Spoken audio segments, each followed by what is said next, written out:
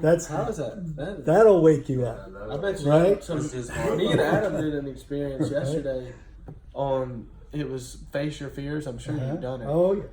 It was one of the crazy. Like we both jumped. I have a video of him almost falling out of the seat because you expect to feel it. But Right. if I would have had that vest on, I might have died. I might have honestly had a heart attack. I might not have made it through. I know he wouldn't have. Vince, what are the tools of the trade? What are talk a little bit about the engines that your folks are using to build, so Unreal and maybe Unity, and then talk maybe a little bit about either Blender or Medium, or what are the most common spaces in which your people are building virtual reality experiences, and what are the common tools? So our folks who are right now building VR experiences and AR applications are primarily using Unreal.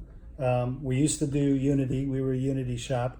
And Unreal's tool set just leapt forward from Unity, and so we're like, okay, let's make the switch. It only took a couple of weeks. We're like, sweet. So we use Unreal. Unity's stronger in some of the mobile application areas, so we might jump into that every now and then, but primarily we're using Unreal. We use Blender. If you're familiar with Blender, we use Maya. If you're familiar with Maya, so Autodesk. If you go look up Autodesk has they just went and bought all the cool stuff on the planet because they could. And so they have this huge library of creation tools that we use. And then iClone 7 is very cool. I think you'd probably get a free license, put it on a computer and play with it. But iClone 7 is avatar creation and animation. And it actually, we discovered 2 hours ago, works with a motion capture suit that we just purchased. And so we can turn the guy in the suit into any kind of avatar, have them act out what we want them to do, and then bring them into the virtual reality experience. So what that did, I mean, you talk about how good these tools are getting. In order to go through an animation sequence with a character, what you want them to do in a VR experience, normally it could take 5, 6, 7, 8 hours. If it's really elaborate, it could take days. With the suit tied to iClone 7, you act it out 4 or 5 times till you're happy with it, you're done. You import it, paint the avatar on it, you're all finished. So we just took what could be a 5-6 day process down to a couple hours, basically. It's really sweet. So these tools are just, if you ask me that question again 6 months from now, you'll get a different answer because it'll be another set of tools. Because that's what's happening in the industry is these tools are just coming out so fast, and we just keep track of what's out there. We go, that's really nice. We need to try that. But on the art side, probably on the digital animation or the digital imaging side, Medium is a big one because that easily moves right into Unreal. Tilt Brush is another one if you want to be in the headset building. And then Blender and Maya are the other two really big ones that we use, for ground up creation of things. What's the most valuable coding language for VR? For VR, it's either C++ or C#. It's really those two. There's a little bit of Python. It gets done in a few areas, but primarily the top one would be C++, and right behind that would be C#.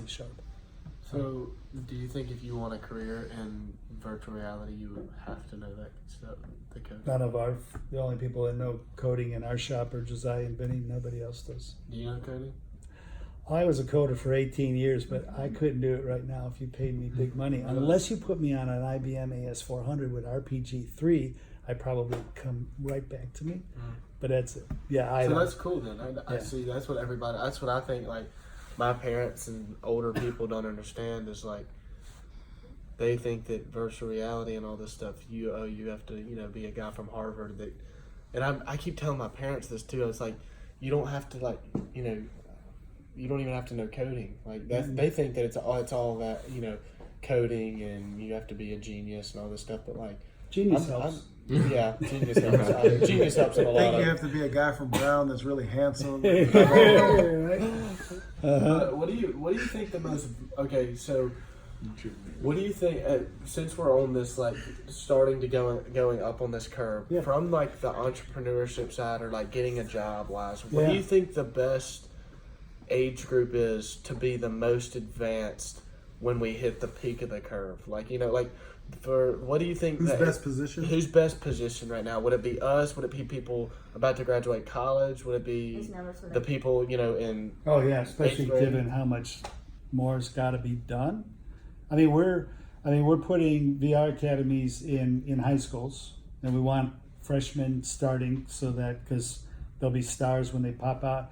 They're probably not going to go to college. They go straight to $100,000 a year job. Well, see, that's what I'm saying. Like, You do know? you think the freshmen have it better off than the senior, or the 7th or the 8th graders have it better off than the seniors because they may get the lab, or maybe the seniors have it better off because they're going to hit it. They're going to be out there first. We need workers right now. So okay. So from my perspective, in fact, the thing that we were driving originally, like when we came here, was getting these systems into high schools, because we thought this growth curve was going to be a little bit slower, and so about the time y'all popped out, we'd be ready for you. Now I'm pushing it in the workforce development centers because I need workers right now. So I want to train adults right now, who I can spend a few months with and figure out if they're capable of anything. 2 things. Great, come with me. You're going to be doing these 2 things, and then you'll do 4, and then you'll do 6, and you'll do 8. Yeah, I really didn't expect. I should know better, because I've been involved with tech, and tech just exponentially just gets faster and faster and faster, and the adoption curves get faster. The thing that really moved this industry was a surprise to me. That really moved this industry forward.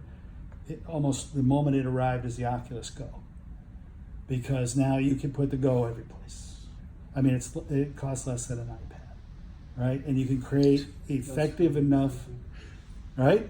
I mean, it's crazy, and you can create effective enough training experiences with a Go for Walmart to distribute 17,500 of them and put 1 million employees through. That's how viable this technology is today, and so We need to just develop stickers for the front of it, and Right. just sell those stickers so you can pimp out your Go. Oh. We need to do that. Like, that's what our Hey, assignment is. hey, actually, that's, you laugh. The other day I was in a room where we're doing development, and there's 4 Go's on the table, and we were done, like, is that mine?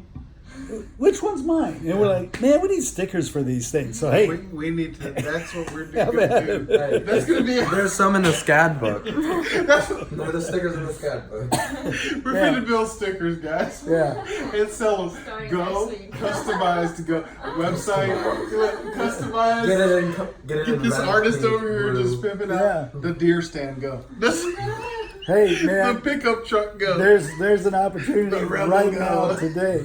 There's a real opportunity right now today. Become the Go Sticker Company. Man, I can tell you, this Go is a stick 'em. growing problem. Go stick them. There you go. You better get that URL. You like that? So like if you're putting like this kind of like hardware like so close to your eye, is there any possibility that like if you put like this kind of thing like so close to your eye, will it get like a health problem to your eye? Like you need to wear glasses. Right. That's the industry's been talking about that forever, right? With CRTs, and if I believed all the studies I ever read all my life, I shouldn't be able to see you right now. I've spent my entire life looking at screens. My entire life I have spent looking at screens. And I can tell you're 6'5" and about 350 pounds, right? That's So actually, maybe so. think about I don't know. Maybe I'm an anomaly, but I know lots of people who've been staring at screens for decades, and we're all just cranking along here. Those studies will be done, I'm sure. The neurological studies are being done. Those are the more interesting to me. I love that stuff. I've got neurological experiments being done on me, which is even more fun. Yeah. So. Do you think that? So I know for Nina, she wears glasses. Yep. It has trouble seeing in virtual reality. Sure. Do you think that'll like change to where? Oh people, yeah, you'll be able to get prescription lenses for all of these. Yeah, I mean next year you'll be able to get prescription lenses for all these. So you'll be fine. Yep, absolutely. To the extent that you can talk about, Vince, what are state governments doing? What is Mississippi doing to position entrepreneurs? What do you see happening in the next 12 to 18 to 24 months that will change the positioning of the state in terms of profitability and or, creating private sector investment in the state? That was a really nice softball you lobbed up there. We talk a lot. The state of Mississippi is investing in getting virtual reality academies placed in 47 locations around the state in the next 12 months.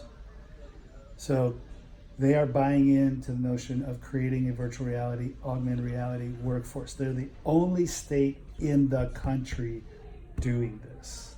Just crazy, right? Right? I know. I love saying it out loud, especially to people I know who are in the West Coast and the East Coast are like, what? Like, I know, right? That's what I feel like it's meant to be. Like, what are the odds that we were born in Jackson, and what are the odds we go to Jackson Prep, and then what are the odds we get to meet one of the only people doing this, or one of like the head people doing this? I feel like it's just like, oh yeah, we gotta. It's not. I call it divine manipulation. It's not a coincidence. Yeah. It's gotta jump on it. Yeah, it's divine manipulation. So the fact, and then there's other individuals in the state who I'm working with who want to fund production studios. So when people come out of these VR academies, they go right to work for a production studio. Because the thing we're not teaching is how do you do marketing? How do you do sales? How do you get a job? How do you do contracting? How do you do project management? We're not teaching those things. That's the job of the production studio and the people that work in the production studio.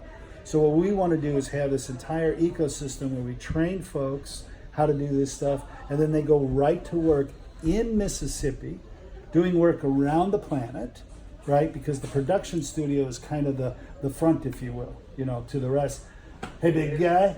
Hey, sorry to interrupt you. Keep going. So that's what this state and people in this state are investing in right now. And then the other thing that's happening in this state is we are talking to, Ingalls shipbuilders and Nissan and Toyota and all the big companies, and they're all going, how do we use this tech? And we're teaching them. In fact, it's really interesting. I have a fun story to share. Nissan's trying to figure out how to incorporate virtual reality in training on how to develop cars. They met me 2 weeks ago. They didn't know we were here doing what we're doing. So they're heading to Austin, Texas, because Austin, Texas is actually becoming a VR, AR city where there's developers and they're fomenting developers. And I told them, guys, 10 minutes down the road, you got a production studio. And they're like, here?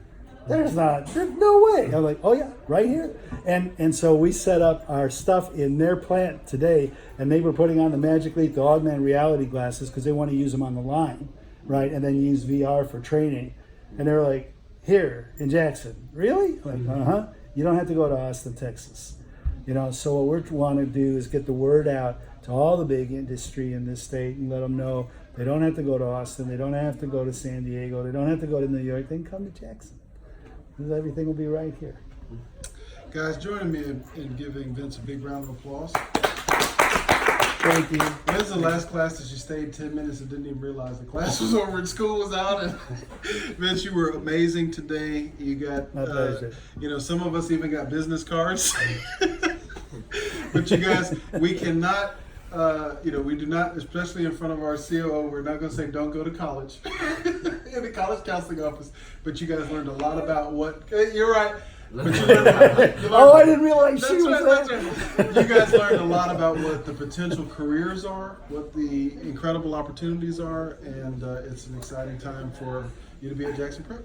And I hope to be able to invite y'all over in the next week or two to spend a day or two or three with us trying out this equipment, and you guys can do what you're doing with this other stuff and do some testing and documentation. One last piece before I let you guys run. Expectations for the externship. What would you like the students to be doing when they come to the lab? When we bring them over to the lab, what is the expectation? Yeah, I'm gonna throw you in the Roku suit, and I want you to go through the whole iClone 7 and motion capture thing and document how it works and how it can be applied and all that, and put you in a haptic vest if you're up for it, you know, right? And you in Elite Motion, right? And I got all kinds of fun things for you to do, actually. Flying board, right?